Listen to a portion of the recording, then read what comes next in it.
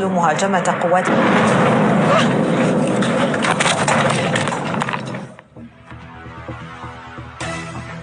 مهاجمة قوات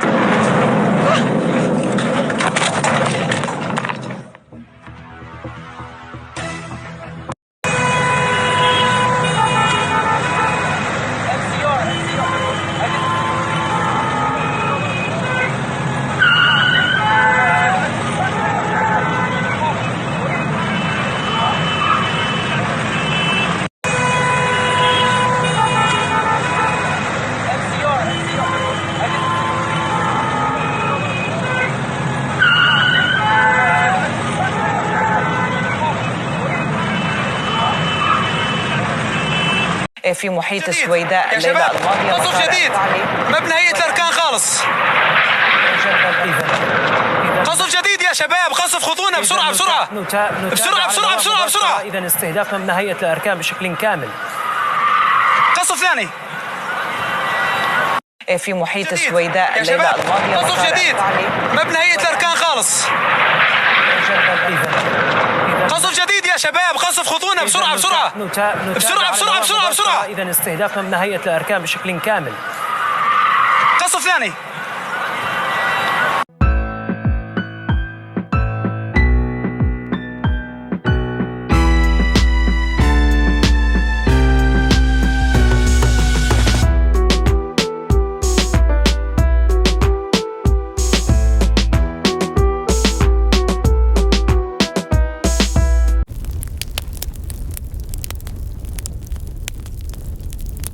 I wanted to put this up front in the video because I'm going to quit posting on that cybersecurity guy my geopolitical videos. I have a new channel on YouTube. It's called the FloridaMNN News Network. That's FloridaMNN. Nice, simple, short. FloridaMNN. Please subscribe there and can start watching the videos there for the next month or so. I'll continue to post both places. But after that, it's just going to be the FloridaMNN News Network. See you there. All right, there he is, the boss dog. Heat index is only 100 today, so we should be all right. Although I'm getting out into the sunny part of the trail. I already made this video once, but I forgot to turn the mics on. Let's get back into remaking the video for the second time. Watching the world burn, July 16th, 2025. Let's get into it. So that video up front, that was the moment that Israel targeted the General Staff headquarters in Damascus. Now, what was amazing to me was the leader, that terrorist that's in charge of Syria, that Trump has acknowledged as the legitimate president of Syria, or the legitimate government, even though we had a $50 million price tag on his head because he's chopped off some heads, quite a few Christian heads. But you know, Christians in the United States don't care. They don't care if Christians get murdered around the world. Emily, where's that pie? Where's that pie? Yeah, okay, all right, never mind. I already did that in the last video. So anyway, yeah, that's, but I wanted to just talk about that for just 1 second. So let's get into the song. Bomb, bomb, bomb, bomb, bomb the Middle East. Bomb, bomb, bomb, bomb, bomb the Middle East. Bomb, bomb, bomb, bomb, bomb the Middle East. Oh, yeah. Bomb Lebanon. Oh, yeah, bomb Syria. Oh, bomb, bomb, bomb, bomb Iran. Woo, Israel's bombing everybody. Trump's bombing everybody. Oh, man, I tell you what. Let's go to war with the whole freaking Middle East, man. Hell yeah. Hell yeah, they're just freaking Arabs. Kill them all, baby. Kill them all. Woo! All right. Had to get that out of the way up front. You can see why Israel's hated. Well, I'm sure they're hated throughout the Middle East. Qatar, Saudi Arabia, maybe Kuwait. You know, they're bought off by the Western countries. They really can't say anything.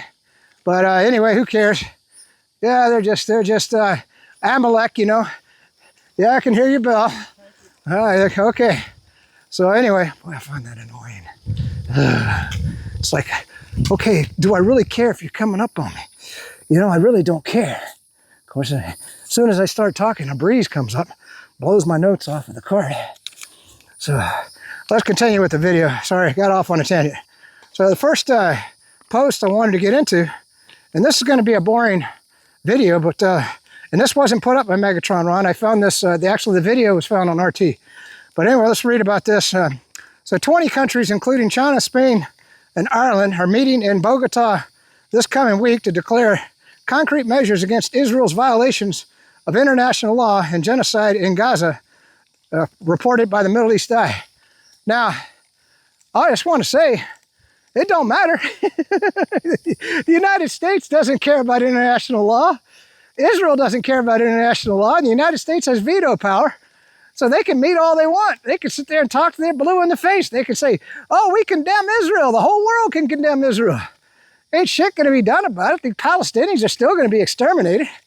You know, I love how these people want to give lip service to everything. Why don't you do something about it? Oh, well, we're afraid of the Israeli nuclear weapons. I can understand that. But you know what? You could always send in covert missions and stuff. You know, if you really feel strongly about the genocide that's taking place.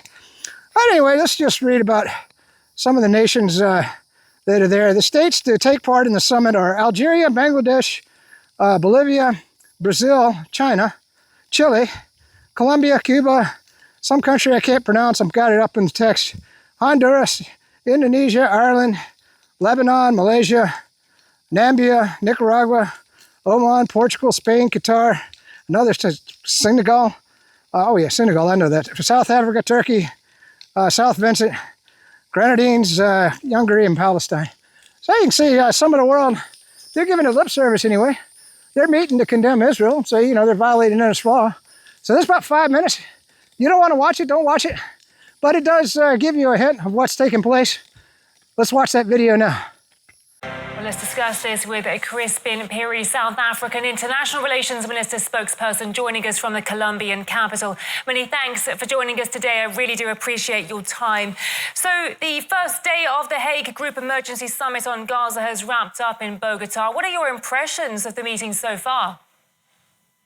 Well, certainly you can see that there is a focus on building on the legacies of global solidarity that dismantled in our own country apartheid and other oppressive systems in the world. So this gathering of the Hague Group is certainly one where you can see there is this willingness to build on that global solidarity, but also we are quite encouraged that we are seeing other European countries here, and we can definitely say there's some level of complementarity between the Hague Group and what is also called the Madrid Group, to ensure that international law is worth the paper that it's written on. And indeed, your country has been one of the key driving forces of the summit. How do you assess South Africa's contribution to attempting to bring peace to Gaza? I mean, I think it's quite evident South Africa is that country that really brought forward the facts that what we are seeing in Gaza is unquestionably a genocide. And we're seeing more and more countries really rallying behind that consensus. We are seeing expert opinions and expert analysis around the view that what you are seeing in Gaza on a day-to-day basis is a genocide. Just yesterday, we saw 10 children being killed whilst drinking water. There is no way to rationalize what we are seeing in Gaza. And I think South Africa's contribution in bringing forward the evidence and bringing forward the ICJ case, but not just doing that, convening this gathering of the Hague Group with Colombia really signals our commitment to ensuring that international law applies equally to all offenders alike. As you mentioned, some countries of the Western Bloc have now joined the summit, Ireland, Spain and Portugal. What do you think this could spell in terms of global support for Israel? I think it does show that there's some complementarity, like I said earlier, with the Hague Group and the Madrid Group. We do know that Spain is leading the Madrid Group, and there are a number of European countries and Arab countries there as well. And having European countries here, including Spain, Ireland, Norway, really does show that there is a concerted effort, and commitment. Most importantly, a commitment to international law in the real sense. But what we want to see even further is a commitment to actioning international law. International law is only as good as the states who are able to implement it. And if we are not able to implement the provisions and the resolutions of the United Nations, the rulings of the ICJ, its advisory opinions at a state level, then indeed it's not worth the paper it's written on. And it then brings peril the entire multilateral system and, dare I say, even the United Nations itself. At today's summit, the Hague Group said that they support the ICC arrest warrant against Benjamin Netanyahu over alleged war crimes in Gaza. But I'm just wondering, how effective, how much power does the court have if we've seen the Prime Minister travelling freely across Europe despite the warrant? Not just the ICC, but we also support the advisory opinions of the International Court of Justice. We also support the number of resolutions that have been taken by the General Assembly, even the Security Council. So in essence, we support international law and the obligations that arise out of those out of the international law systems. And of course, like I said earlier, international law is only as good as the member state countries that agree to enforce the obligations that arise out of our membership and out of the conventions that we have signed up to and ratified as respective countries. So that is what it comes down to at the end of the day, to ensure that we actually then, as member states of the UN, as countries that have signed up to statutes like the Rome Statutes, countries that have signed up to the Genocide Convention, actually apply those rulings and provisions when called upon to do so. And that's really what it comes down to. International law is only as good as how we make it a reality in our own domestic settings. Otherwise, what we are doing is institutionalizing or being complicit in a wave of impunity that we are seeing engulfing the international law system as a whole, but also the United Nations itself. And do you foresee the Hague Group garnering enough power and support to actually pressure Israel and its allies to stop this destructive war before, say, the 2-year mark? Let us be clear. I think, like what Francesca Albanese said, this is not just about Palestine. It's about international law itself. And it's also not just about Israel, but our commitment to international law as a whole, in totality. And we do hope that this action will lead to tangible actions in Gaza, because by the time we see our ICJ matter probably being heard by the International Court of Justice, there may be no Gaza to speak of. So there is an urgent action that is warranted, and that's what we hope a number of member states and a number of countries that are here at the Hague Group gathering will commit to doing. And as I say, we are deeply encouraged by other initiatives of a similar nature, such as the Madrid Group, which seek to ensure that what we see in Israel and Palestine is ultimately just peace and a ceasefire that can enable a humanitarian process to take place to ensure that the humanitarian crisis that we see unfolding currently in Gaza is alleviated as speedily as possible. Do you expect more countries to follow suit and join the group to confront Israel's actions in Gaza in the near future? We do anticipate that a lot more countries will commit to ensure that they apply the Genocide Convention, they apply the United Nations resolutions, that General Assembly resolutions that they've already committed to in the United Nations. And quite simply, Nikki, we cannot have a situation where it's very easy to commit to something in the United Nations General Assembly, but when called upon to actually take action based on your own commitment, you are found wanting. That level of hypocrisy must come to an end. We must ensure that what we do in the United Nations as member states has a tangible effect on our day-to-day obligations as member states of the United Nations. The Hague Group is also demanding that the UN International Court's order comes into force and that Israel withdraws from the occupied Palestinian territories. Is this outcome possible in any way? Let's put this differently. How else would you implement an International Court of Justice advisory opinion? I mean, the opposite would say that we must completely discard the International Court of Justice opinion and its rulings. And we can't say that. then we simply discard the international law system as a whole. Thank you so much for speaking to us today. It's really good to get your thoughts. We've been talking to Crispin Perry, South African International Relations Minister spokesperson. Thank you so much. All right, so if you fast forwarded through that video, I completely understand. You know, it's kind of boring. But I wanted to get into the next video because once again, I stole from Judge Napolitano. By the way, he's on vacation for the next week, so you have to watch The Burn on Rumble or Florida Man News Network on YouTube. Woohoo! Or that CyberSec guy on Odyssey. I'm all three places. Of course, you're probably watching this on X because that's where most of the people watch my videos. But this is Judge Knapp was talking to Chaz Freeman, and he showed this is an actor. I recognize the actor, but I can't remember his name. If I get it, I'll put it up in the video. Let's watch that now.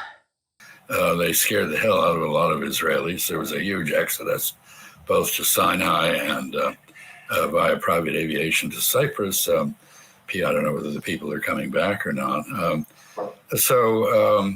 Israel, I think, despite its bravado, was chastened.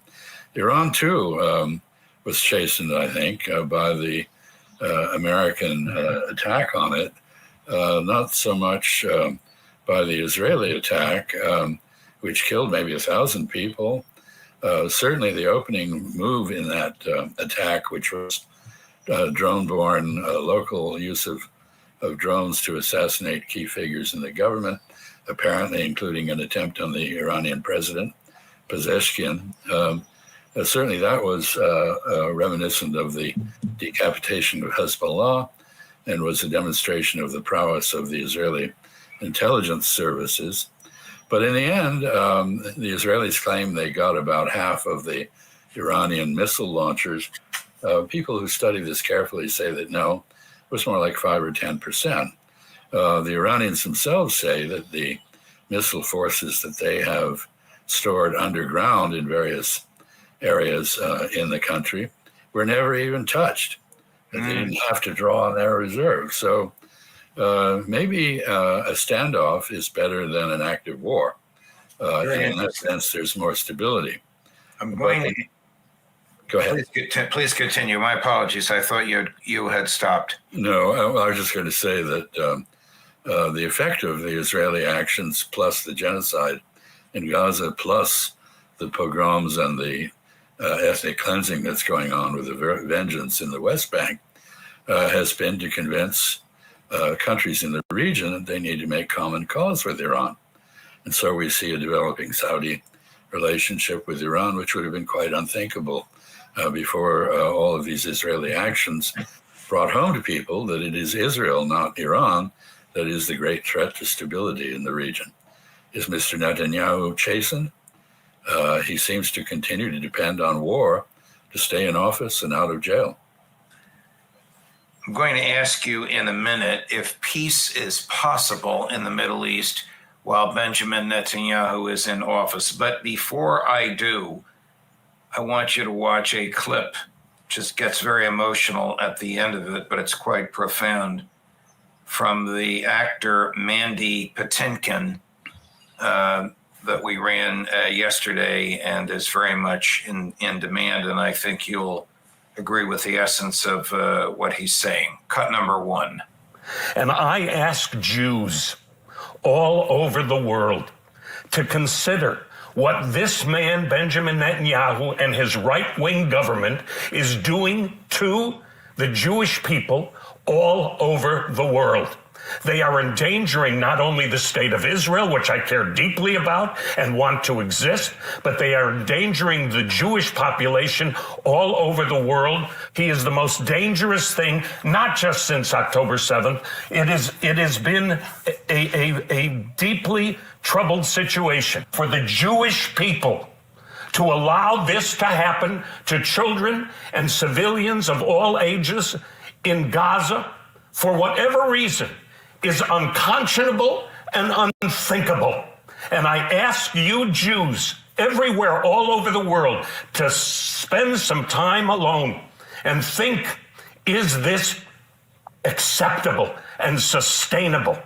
How could it be done to you and your ancestors? And you turn around and you do it to someone else. Yeah. Very powerful, very emotional, very passionate, and justifiably so. You know, it is really almost impossible to understand how any Jew anywhere could support genocide, could support the building of concentration camps, could support what is called transfer, meaning making Palestine free of Palestinians, when all of this was done to Jews in Europe. And by the way, it wasn't done to Jews in the Middle East or West Asia. They flocked to Israel only after the establishment of Israel had so angered Arab populations, Muslim populations, with the notable exception of Iran, where there's still a thriving Jewish community.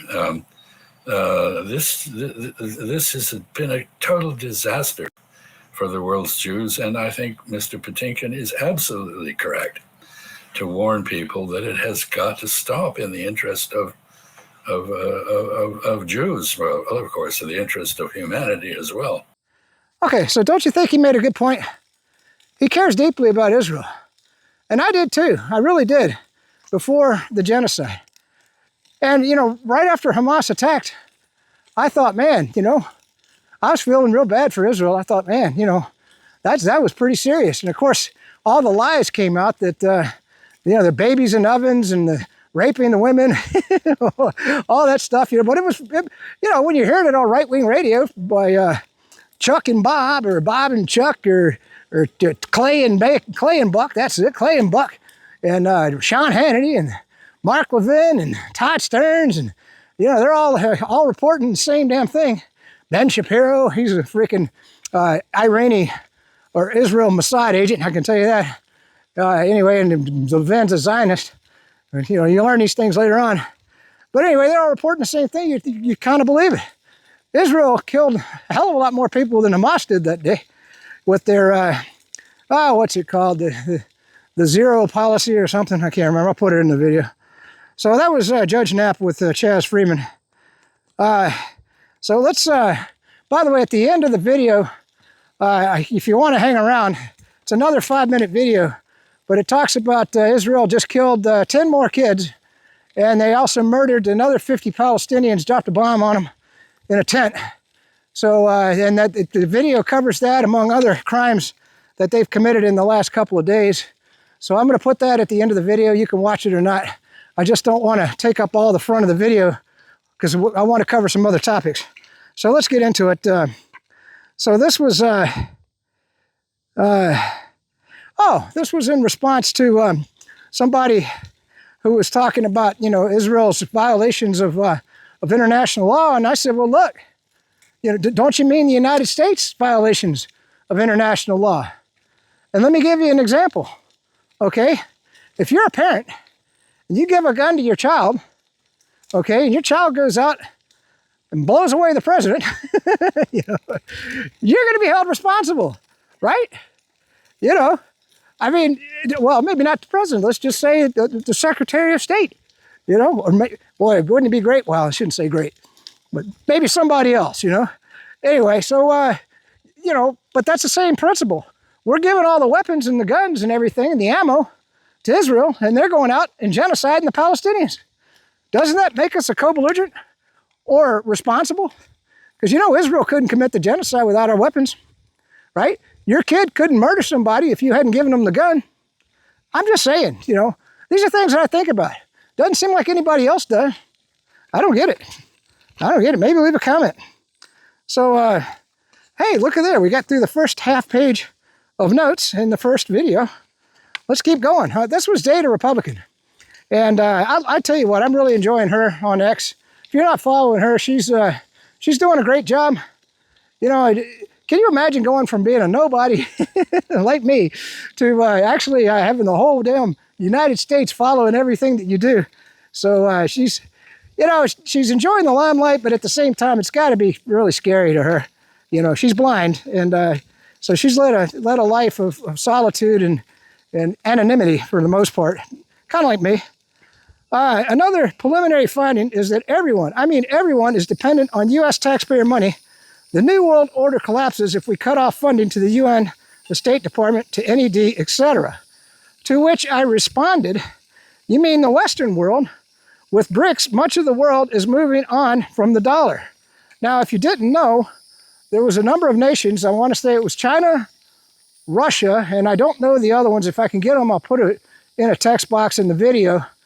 But they're actually doing all their transactions now in their own currencies, based on, backed by gold, okay? So you can see that we've got some big, big nations that have already moved on from the dollar, at least between themselves. Now, I imagine if they're exchanging with other countries in the world, you know, they're still using the dollar.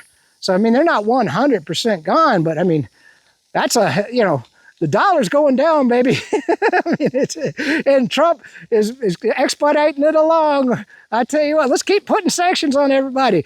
Let's keep tariffing everybody. Keep it going, Trump. Keep it going, baby. Yeah.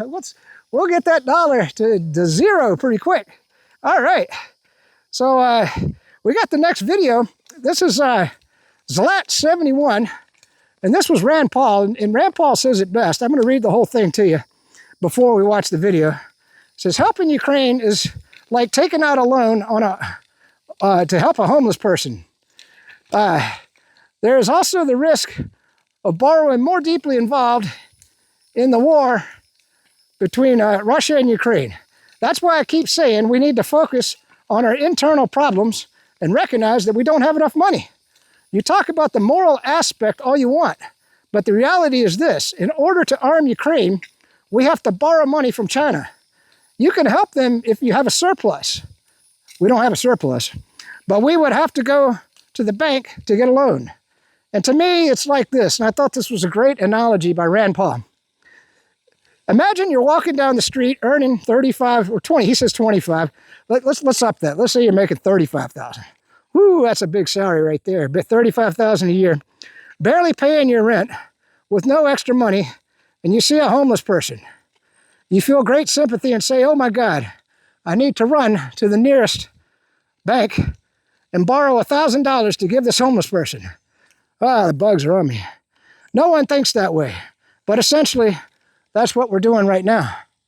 So we're borrowing from China and Japan. Well, Japan, by the way, I don't know if you knew, the bond market there has gone to hell in a handbasket. Holy moly, I'd imagine that's going to blow back on the United States. So we're seeing some deep, deep financial crises around the world. And if you didn't know, the central banks, I mean, everybody's been talking about it. They've been buying up gold like crazy. The billionaires are buying up gold. I think we're on the precipice of I'm getting off on a tangent.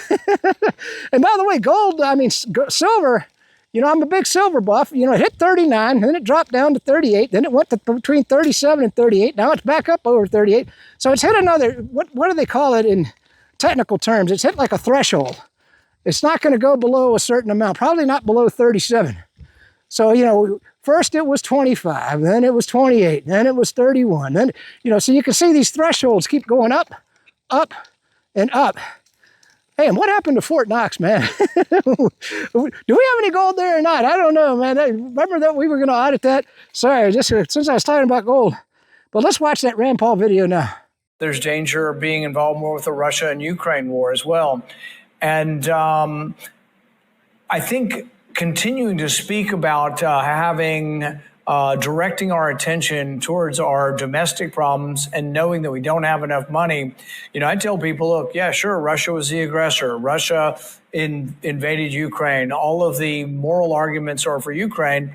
But what about the argument that in order to fight a war, in order for us to fund a war and to arm Ukraine, we have to borrow the money from China to fund Ukraine? It's the same sort of thing if people say, well, what about the poor people in sub-Saharan Africa? Don't you care? Why don't we help them? I say, well, you can help them if you have a surplus, but we would have to go to the bank to borrow. And to me, it's sort of the equivalent of you're walking down the street and you make $25,000 a year and you can barely pay your rent and you have no extra money and you see a homeless person and you have a great deal of sympathy and you say, well, gosh, I should go to the first bank and borrow $1,000 to give to the homeless person. Nobody thinks that way. But essentially, that's what we are now. We are full of a lot of people on both sides of the aisle with a great deal of sympathy. The hawks want to fund war. The left wants to fund welfare, the warfare welfare state. And what we're stuck with is people that just are putting us further and further into debt. All right, so that was Rand Paul. All right, so let's keep going. This was one that I thought about, because we're going to get into Ukraine for just a second here. And, you know, Lindsey Graham, well, if you didn't know, Trump said that we're going to put a 100% secondary tariff.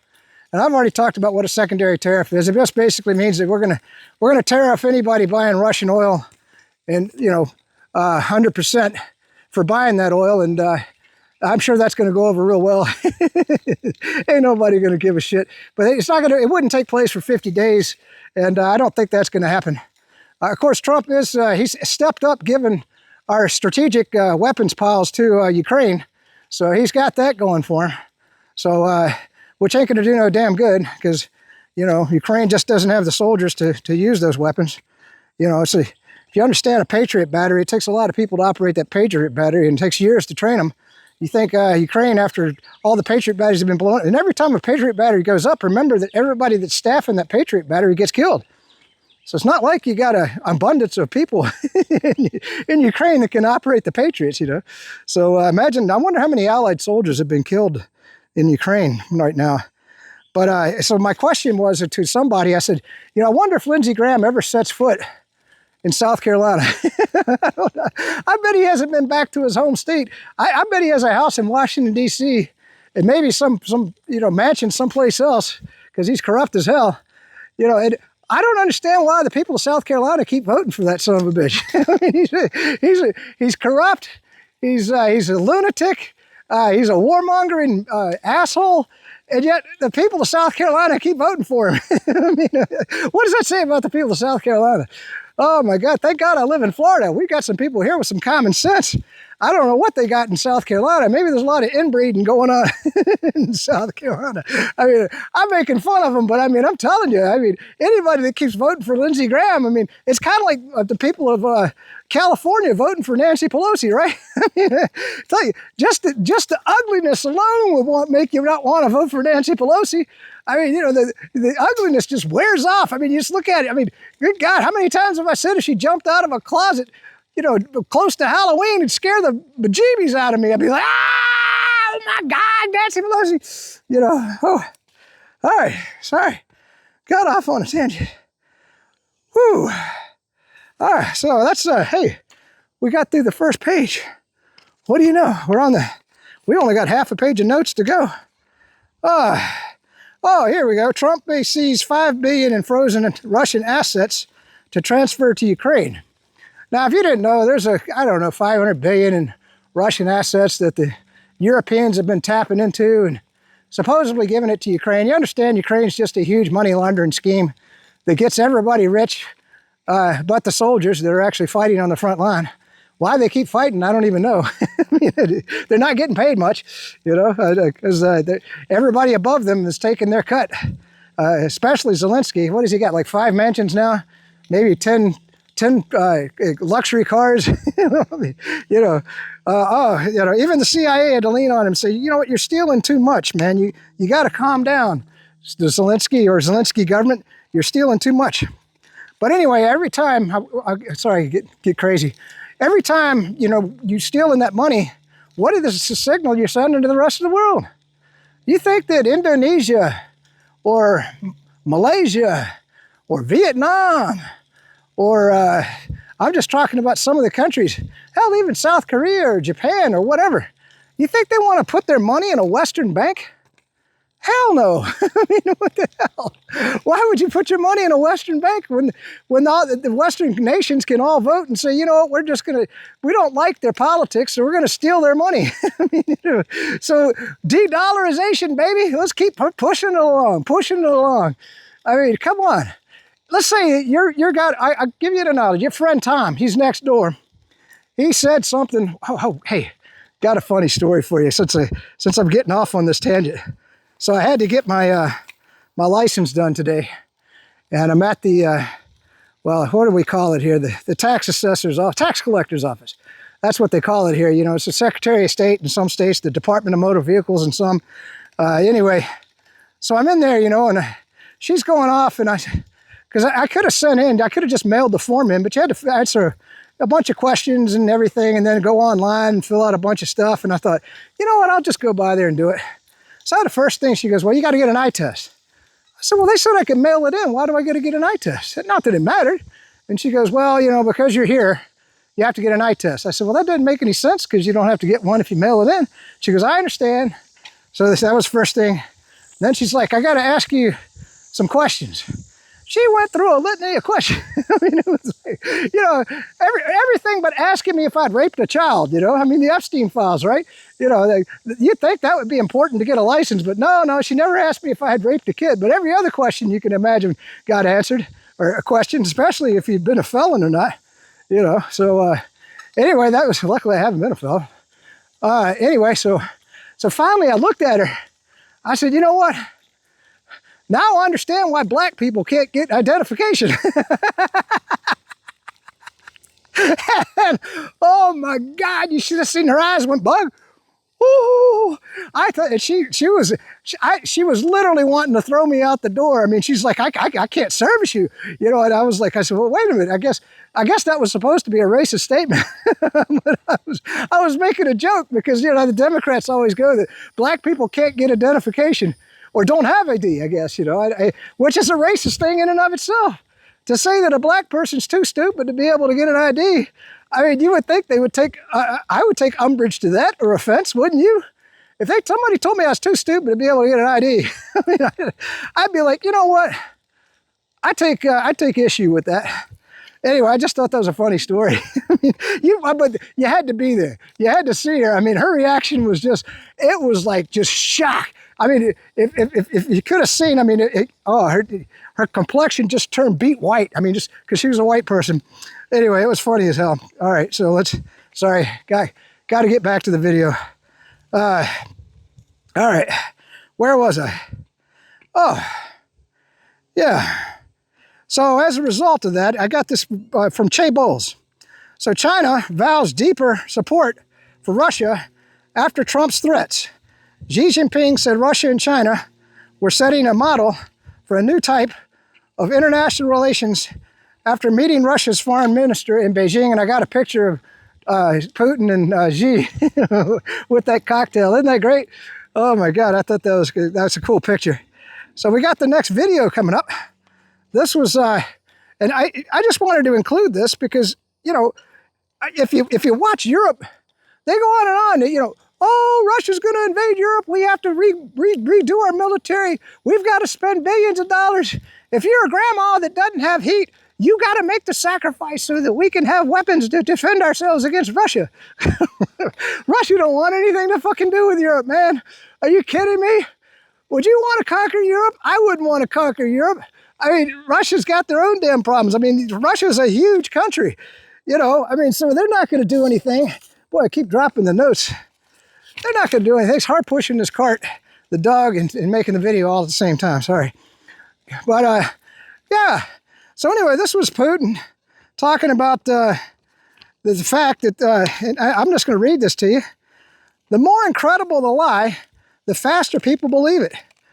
The legend that Russia is planning to attack Europe, NATO countries, this is a very incredible lie. You know, isn't it funny how Putin puts everything so diplomatically? You know, I would get animated. This is just a freaking lie. You know, I'd have to put the F-bomb in there, you know, or something, you know, to put more emphasis on it. But Putin's always calm, cool, and collected. He's a lawyer. So everyone understands this is nonsense. And they are deceiving their population in order to extract money from the budget and to explain the failures in the economy and the social sphere. Let's watch that video now. Чем невероятнее ложь, тем быстрее в нее поверят. Вот эта легенда о том, что Россия собирается нападать на Европу, на страны НАТО, это вот та самая невероятная ложь, в которую пытаются заставить поверить население западноевропейских стран. Мы понимаем, что это бред. Но это, те, кто это говорят, ну не верят же в это сами, никогда Ну и вы сами, наверное, ну хоть один из вас верит, что Россия готовится к нападению на НАТО. Ну что это такое? И все понимают, что это бред. И обманывают свое население для того, чтобы обеспечить выколачивание денег из бюджета. И объяснять этим провалы в экономике и в социальной сфере. Okay, so there's that video. So that was pretty good. Now the next video I thought was very interesting was boy, I haven't got it listed here. It must have been back in the notes, but we're going to get to it right now. And it was called "Doing the Crazies." I'm trying to find it in my notes. Anyway, maybe I'll add the text to it later. But this is a video about a guy who's talking about the fact that we are funding the Nazis or the crazies in Ukraine to fight the Russians. And we've done so in the past. You know, we funded the Mujahideen, who are head choppers, to fight the Russians during the Afghan, you know, back in when the Soviet Union was around. We funded ISIS to fight, you know, over in the Middle East. So we always pick, I mean, the CIA picks the most evil, corrupt, head chopping people to fund to fight their dirty wars. And of course, it always blows back on the United States in everything that we do. Then we got to clean up afterwards because now we're funding a terrorist in Syria. Let's watch that 5-minute video now. Well, of course, there wasn't wisdom, but what there was a strategy.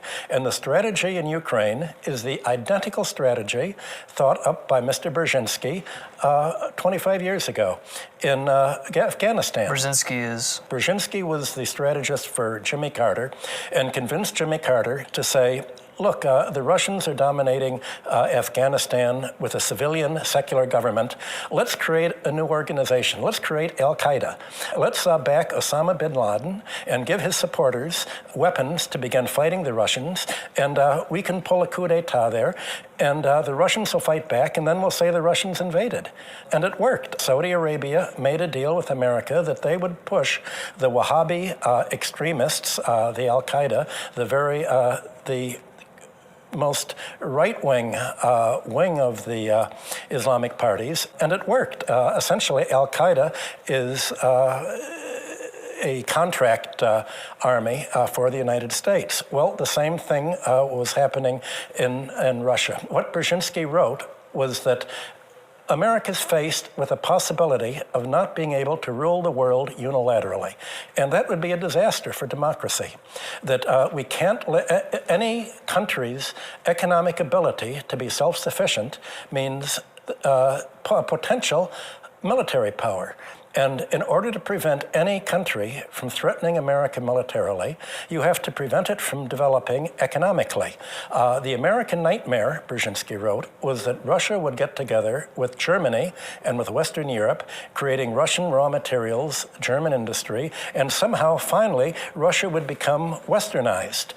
America, under Brzezinski's strategy, said this would be a disaster because if Russia's westernized, if it becomes democratic, if Europe and Russia are prosperous, then we cannot control them anymore, and they will have no reason to be NATO. We've got to stop Russia, and the place to stop this Russian-European conglomeration is to split it right at the border down Ukraine. Let's do in Ukraine what we did in Afghanistan. Let's back the crazies. Well, most of them are the former neo-Nazi groups that have been so prominent that fly the Nazi flags. I don't want to present this idea of there being this kind of simplistic dichotomy in Ukraine between a kind of fascist force which has come into power against Russian military forces, thugs. I mean, all sorts of terms such as this have been used, pejorative terminology. It's more complicated. The Maidan was a very pluralistic movement. It contained left elements, centrist elements, hard right-wing elements. It's quite true, as both James and Michael have said, that the United States decided that it was going to pick winners. Now, this is something that the United States instructs or tells its client states in East Europe that they must never do with their economies. They're not allowed to help develop industries and pick winners that would be bad. That would not allow the market to take place. But when it comes to politics, they're never going to allow the political market to operate. In other words, real democracy, and for the people to really determine what it is that they want. And so we see this picking of winners, in fact, by the United States. So what we've seen, unfortunately, is a situation in which the wishes of the people of Ukraine, for the most part, have been largely ignored. This is exactly what happened in Russia after 1991. Russia essentially dismantled its manufacturing and its industry under World Bank and IMF tutelage. There were a number of American economists, Nobel Prize winners, who urged Russia to base its economy on natural resource rent and land rent, and not on taxing industry. And essentially, they proposed that Russia become a social democratic country like America is. In America, the government subsidizes technology, industry, and helps develop, but that wasn't the way that Russia went. In Russia, the Baltics, the post-Soviet states, they're not mixed economies. They're all privatized, and because they're privatized, they essentially are torn apart and have emigration. I think Latvia and the Baltics were probably a kind of laboratory. How can you convince a population voluntarily to lower its living standards, to have its young adult males that are educated and trained move to foreign countries and still vote for the neoliberals? And the answer is, as long as you can make the elections about hating the other side, about hating the Russians, about resenting the past injustices of Stalinism, then they're more concerned with their hatreds and the past than they are with developing themselves. Okay. All right, I'm going to take a break, go through the notes. Got to get the dog out, water him. And then I want to do some readings from some recent posts. Oh, hell, rather than do the reading, I'm just going to put this up. And you can watch this now, and then we'll get back after this. This is Alex Jones expressing my sentiment on Trump saying that that if you're excommunicated from MAGA, if you don't want to toe his line, remember, when you had to believe everything the government says? I'll never go along with that. Sorry, Trump. You're losing a lot of MAGA people when you want to excommunicate them because they want to see some results from the Epstein files. Let's watch Alex Jones now. You know what, Trump? I'm glad the Democrats aren't in, and I like a lot of the success you're having, and we're all having together. And your statements about, you people that bring this up don't even deserve to be involved in this movement. You are excommunicata. You are henceforth ex cathedra from the mouth of the God King. You are expelled from the Church of the Holy Golden Toad, Donald John Trump. Well, I was never in the Church of the Holy Golden Toad. I do like you being a maverick, standing up for the country. We have the same enemies. I respect your stamina and courage. Been a big cheerleader when I agree with what you're doing. But if I'm being excommunicated, let me be clear, I was never in your church to be excommunicated. So you can't excommunicate me because I was never in your church. I was never in a cult. I never said MAGA was a cult. I said a lot of people want it to be a cult. There are Dallas Cowboy fans that are in a cult and literally commit suicide if they lose, the playoffs.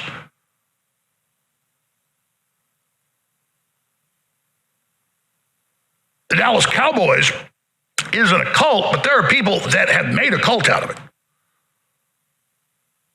So, being a dog owner doesn't mean you're in a dog worship cult, but the Zoroastrians do worship dogs.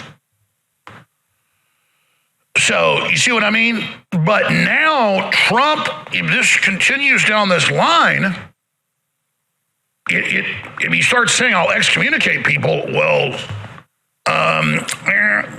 you're not allowed, even unless it's a cult, to say to people, you either agree with everything I do and don't question things, or you're not in our club. I don't want you. Well, that kind of sounds like a thoroughbred cult to me. And if I keep hearing more talk like that, it's basically where I'm already at. And I already said this. I'm going to give Trump report cards. It's basically what I already do, but we're going to officially going to start doing it on basic issues. I'm going to get the head of the John Birch Society on, who actually puts out report cards, or the experts on it, the really good report cards. And we'll just start doing a monthly report card on Trump and say, okay, in our view, he did good here, he did good there. You can look at the report card, you can look at where he did bad, and that's it.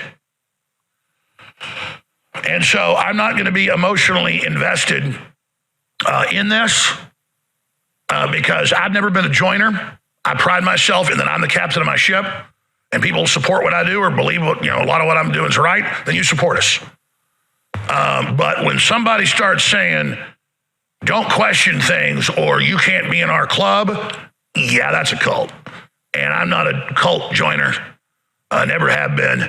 My operation's not a cult. My crew's not a cult. You don't have to agree with me around here. People see my hosts saying different things than me. I respect them. I think they're smart. We agree on 90% of stuff, but that's what I want, is to, have good patriots that really care, and we agree on 95% of stuff, but people say, I don't get this. Harrison Smith says something different than you, and so did Owen. What's going on there? We'll see, because this is about individualism. We're not in a cult.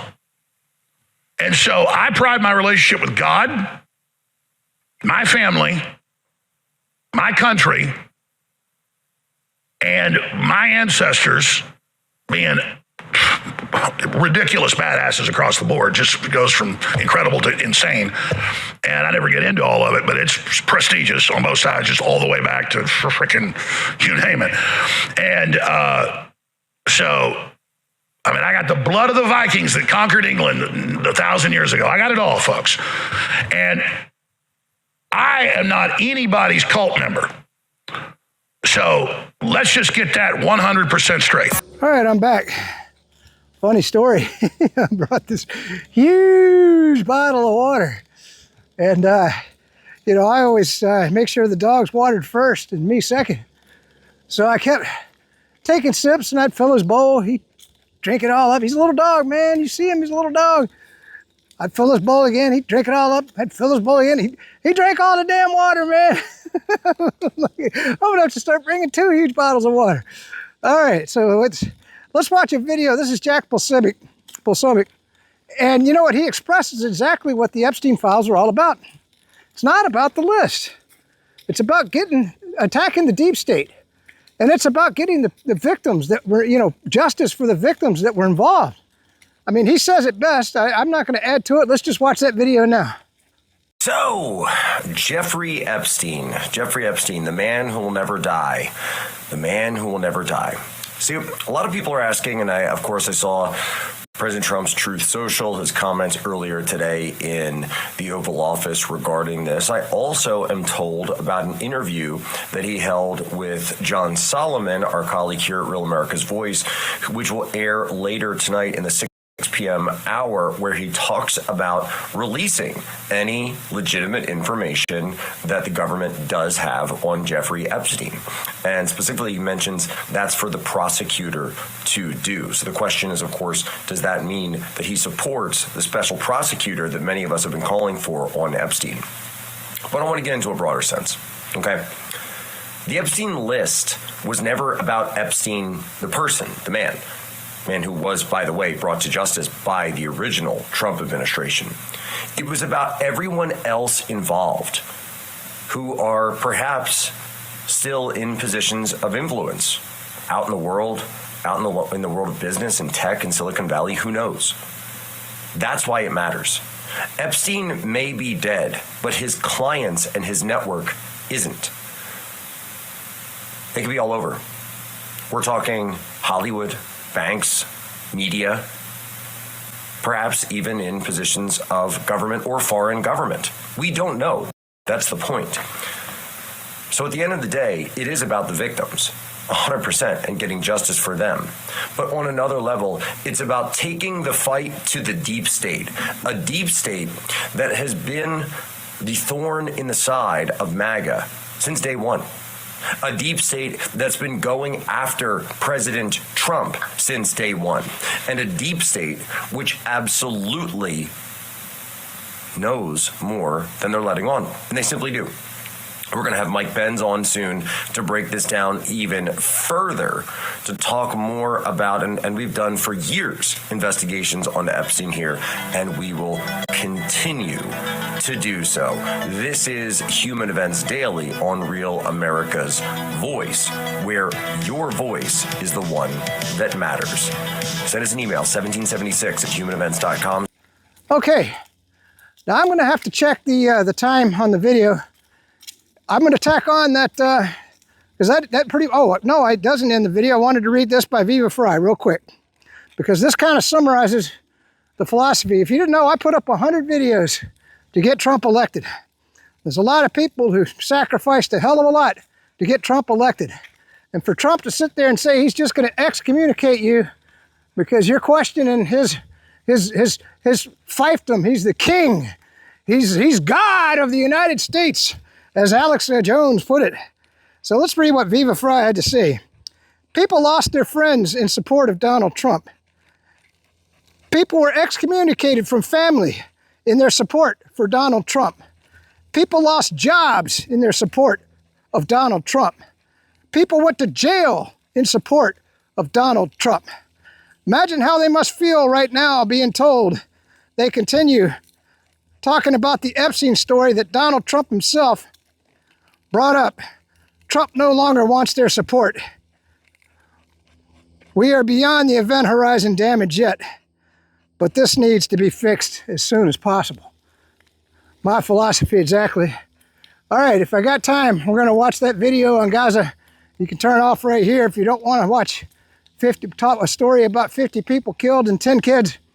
Peace out. Stay free. I think the dog's going to have a heart attack. He's hanging in there, though. Listen to him. I don't know if you can hear all that. Anyway, I just wanted to add to the video. We got a couple positive things. I don't know what they call it, the rescind bill.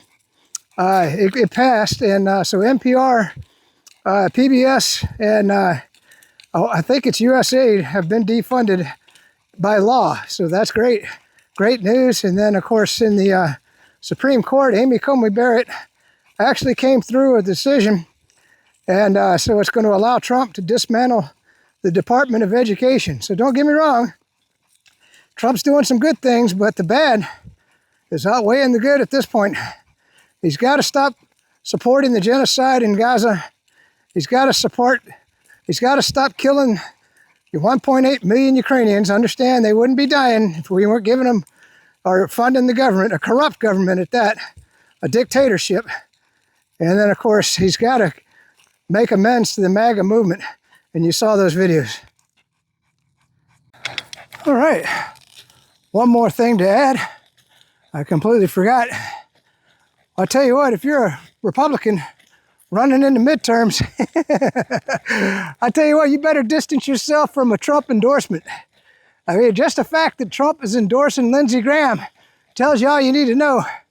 Just don't get a Trump endorsement, man. Don't get that Trump endorsement. That'd be the kiss of death. Kiss of death for a Republican.